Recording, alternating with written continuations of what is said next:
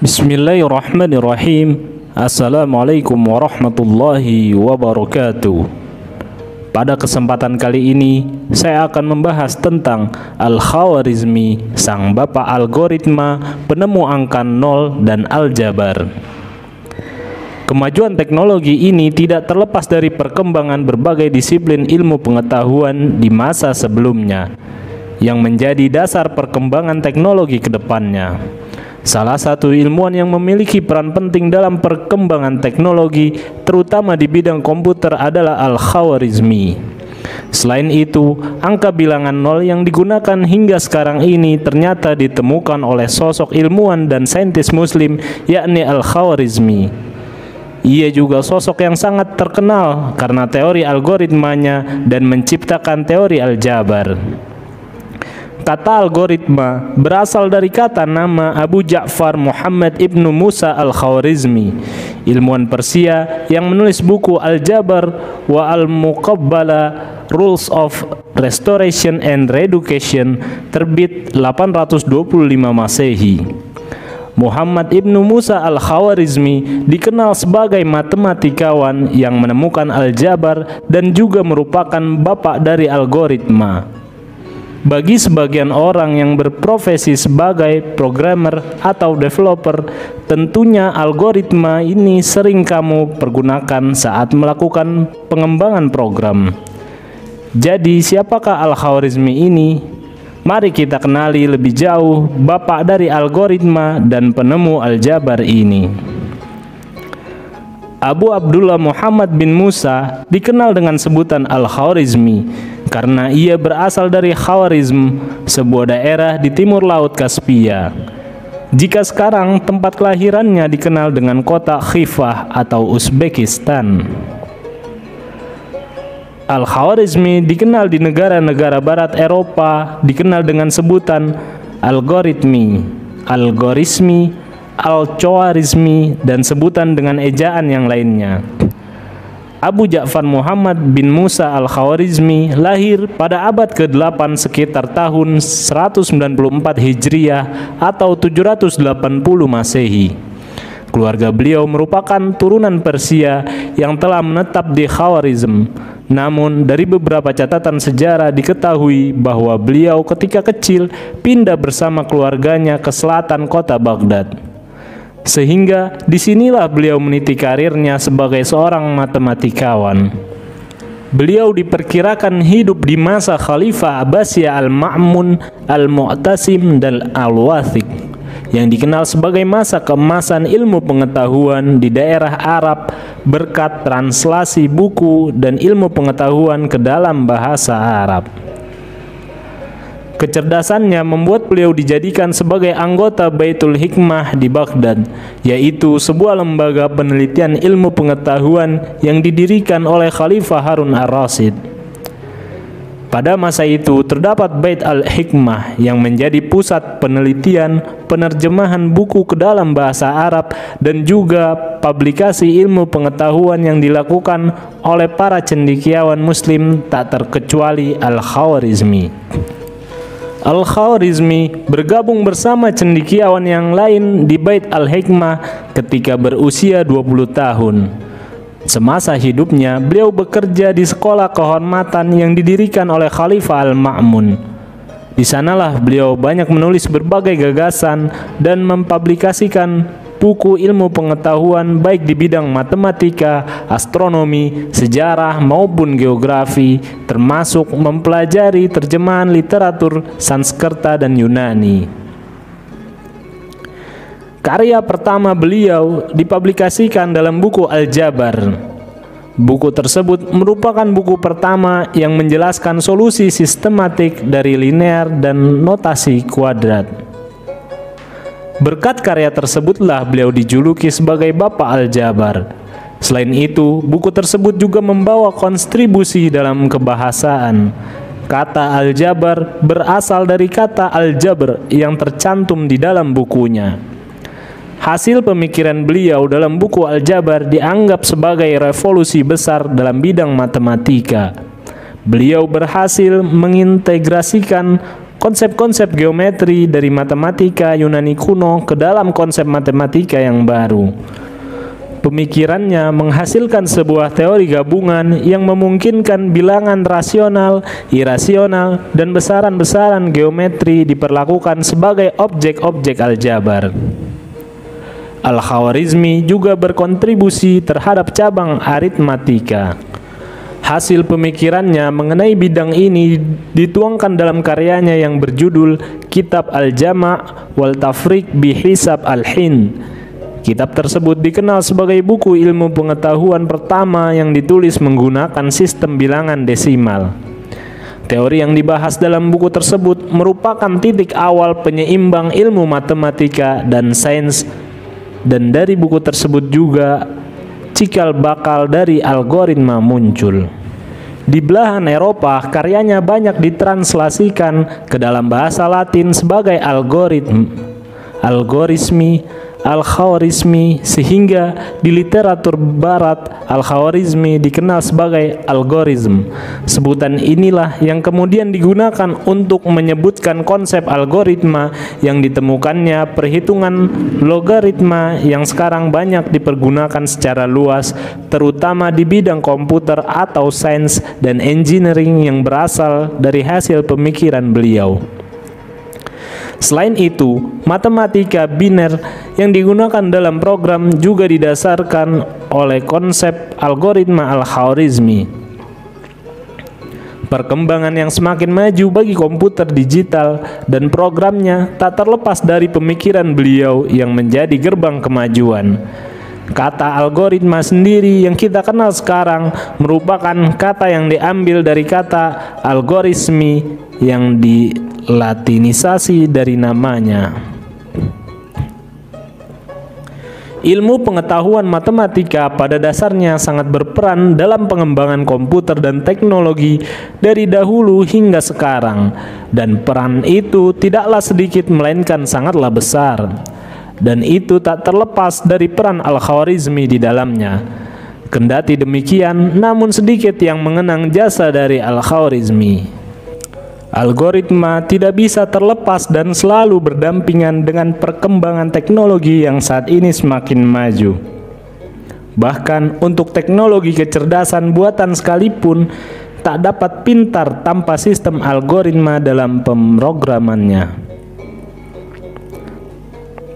Menurut David Berlinski dalam bukunya yang berjudul The Advent of the Algorithm, The Idea That Rules the World, mengatakan dua gagasan terbentang gemerlap di atas Bludru. Yang pertama adalah kalkulus, yang kedua algoritma. Kalkulus adalah gagasan yang memungkinkan sains modern menjadi mungkin. Algoritma adalah gagasan tentang prosedur yang efektif yang memungkinkan dunia modern menjadi mungkin. Di samping algoritma, salah satu kontribusi yang dilakukan oleh Al-Khwarizmi yang cukup besar untuk perkembangan bidang komputer adalah memperkenalkan angka 0 dalam sistem penomoran Arab, yang nantinya diadaptasi pada bidang komputer. Angka 0 sendiri merupakan bagian yang ada dalam kode biner dan merupakan dasar dari pembentukan program komputer. Angka 0 sendiri digunakan kembali oleh George Boole, seorang ahli matematika dan logika asal Inggris, untuk merumuskan aljabar Boolean. Bahkan, aljabar sendiri merupakan salah satu konsep yang ditemukan oleh Al-Khwarizmi. Aljabar Boolean memiliki peran penting dalam evolusi digital untuk mewakili bentuk-bentuk logis dan silogisme dengan simbol-simbol aljabar dan logika melalui formula yang beroperasi pada 0 dan 1. Dulu sebelum Al-Khwarizmi menemukan angka 0, para ilmuwan menggunakan semacam daftar yang membedakan satuan, puluhan, ratusan, ribuan. Daftar yang dikenal sebagai abakus itu berfungsi menjaga setiap angka dalam bilangan agar tidak saling tertukar dari tempat atau posisi mereka dalam hitungan. Akan tetapi, hitungan seperti ini tidak mendapat sambutan dari kaum barat. Mereka lebih tertarik menggunakan Raqam al-Binji, daftar angka Arab, termasuk angka 0 hasil pengembangan Al-Khwarizmi. Oleh sebab itu, angka 0 baru dikenal dan digunakan orang barat sekitar 250 tahun setelah dikembangkan oleh Al-Khwarizmi. Di buku Al-Jabar wa Al-Muqabalah, Al-Khwarizmi memperkenalkan angka 0 yang dalam bahasa Arab yang disebut sifr. Karya monumental itu juga membahas dan menjelaskan secara detail tabel trigonometri dan teori kalkulus dasar. Buku tersebut disalin ke banyak bahasa oleh para ilmuwan di barat dan menjadi rumus pedoman untuk menyelesaikan ilmu matematika. Dan buku ini membuat dia menjadi orang terkenal baik di dunia barat maupun timur, dan dia juga dijuluki sebagai Bapak Al-Jabar. Karya ini untuk pertama kalinya diterbitkan di Inggris dengan judul buku The Book of Restoration and Balancing. Dan di Amerika Serikat, selain itu, ia juga diketahui telah menulis beberapa buku dan banyak diterjemahkan ke dalam bahasa Latin pada awal abad ke-12 oleh dua orang penerjemah terkemuka, yaitu Adelran Beth dan Gerard Cremona. Karya-karyanya itu salah satu diantaranya berjudul Kitab Al-Jama' wa Tafriq bil Hisab Al-Hin. Al-Khwarizmi juga mengenalkan penggunaan angka Hindu mulai dari 1 sampai 9 dan juga 0. Ia juga membahas sejarah angka-angka. Al-Khwarizmi juga menghasilkan karya di bidang astronomi. Ia membuat sebuah tabel yang khusus mengelompokkan ilmu perbintangan ini. Studi ilmiah astronomi di zaman keemasan Islam dimulai ketika House of Wisdom atau Grand Library didirikan di Baghdad antara 754 sampai 775 Masehi di bawah pemerintahan Khalifah Abbasiyah Harun ar-Rasyid. Suatu waktu, Khalifah Abbasiyah ke-7 Al-Ma'mun memerintahkan para polimat termasuk Khwarizmi untuk mengukur volume dan keliling bumi. Khwarizmi tidak hanya berpartisipasi dalam hal ini, namun juga merevisi dan mengoreksi pandangan Ptolemeus dengan membuat sistem berikut pengkoreksian datanya untuk Afrika dan Timur Tengah. Buku-buku itu terus dipakai hingga abad ke-16 sebagai buku pegangan dasar oleh universitas-universitas di Eropa. Al-Khwarizmi banyak memberikan pengaruh terhadap perkembangan ilmu pengetahuan dunia, di antaranya sebagai berikut.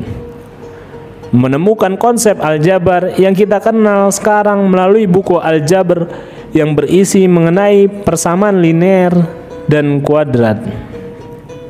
Orang yang pertama menjelaskan dan mempopulerkan kembali penggunaan angka 0 serta mengenalkan sistem notasi desimal dan tanda pengalian 2. Memperkenalkan tanda negatif pada bilangan.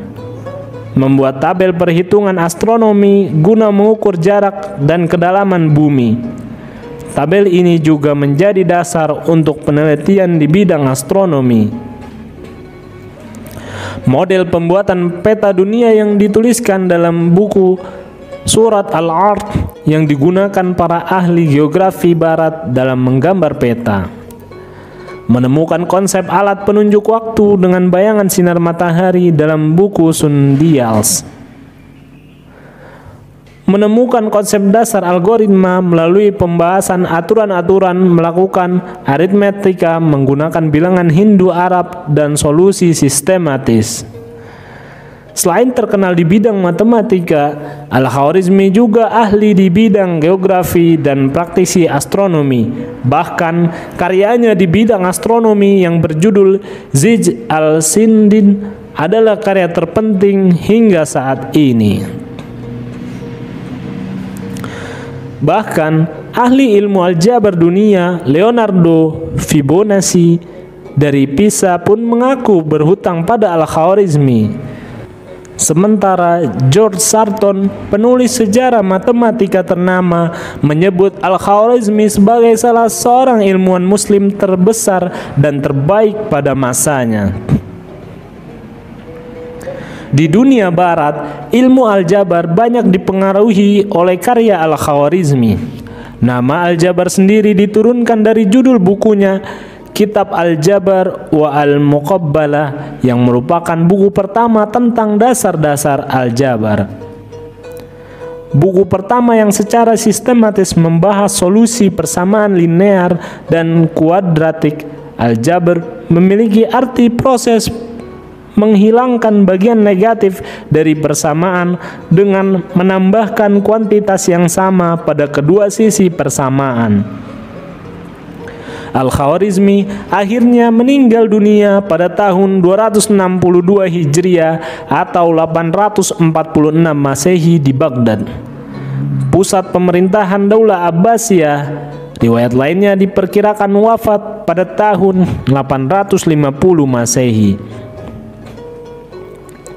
Semasa hidupnya, karyanya tidak seputar bidang matematika saja, namun banyak bidang dari ilmu pengetahuan yang ikut terpengaruh dari hasil pemikirannya tersebut.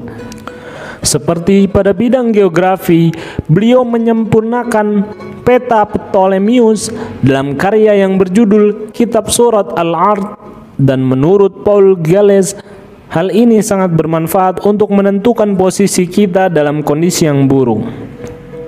Masih banyak lagi karya-karya beliau semasa hidupnya yang mempengaruhi ilmu pengetahuan saat ini. Selain ahli matematika, Al-Khwarizmi juga seorang ahli geografi, ahli astronomi, ahli astrologi, ahli sejarah, bahkan teori mengenai seni musik dan lukis yang beliau tuliskan dalam bukunya.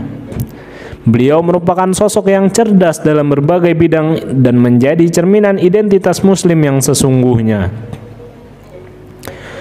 Demikian pembahasan mengenai kisah hidup Al-Khwarizmi, seorang ilmuwan muslim yang sukses bukan hanya untuk diri sendiri, melainkan untuk banyak orang di dunia hingga saat ini. Sebagai seorang muslim, seharusnya kita sangat bangga sekaligus menjadi cambuk dan menginspirasi kita untuk bangkit, melakukan kerja-kerja yang memberikan kontribusi dan sumbangsi bagi masyarakat secara luas. Wallahu a'lam bishawab. Wassalamualaikum warahmatullahi wabarakatuh.